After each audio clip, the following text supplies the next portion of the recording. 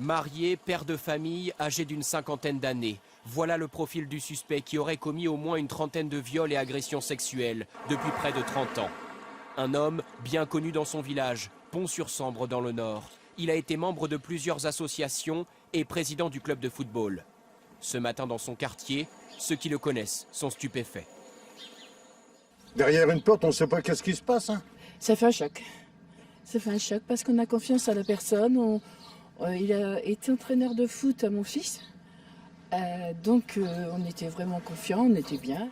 Depuis 1988, l'homme aurait agi presque toujours avec le même mode opératoire. En France et en Belgique, au petit matin, lorsqu'il se rendait au travail. Des viols et agressions sexuelles dans des communes du bassin de la Sambre, du nom d'une rivière.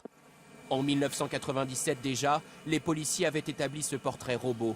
Autre élément, une même trace ADN retrouvée sur plusieurs victimes de viol, mais impossible de savoir à qui elle appartient. L'homme n'était pas dans les fichiers.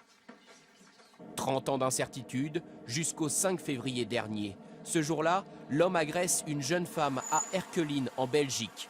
Grâce à la vidéosurveillance, les enquêteurs belges découvrent le modèle de sa voiture. Ils transmettent l'information aux policiers français qui interpellent le suspect lundi dernier à Pont-sur-Sambre. Ce matin, le maire peine à comprendre comment l'homme a pu agir pendant si longtemps sans éveiller les soupçons. Moi, j'étais sidéré comme toute la population, parce que c'était quelqu'un de très connu dans la commune, très investi dans la commune au niveau des assos, que ce soit le football, le VTT, présent au repas d'association, même quand ce n'était pas la sienne. Les enquêteurs en ont aujourd'hui la conviction. Ils ont résolu l'un de leurs dossiers les plus mystérieux, celui du violeur de la Sambre.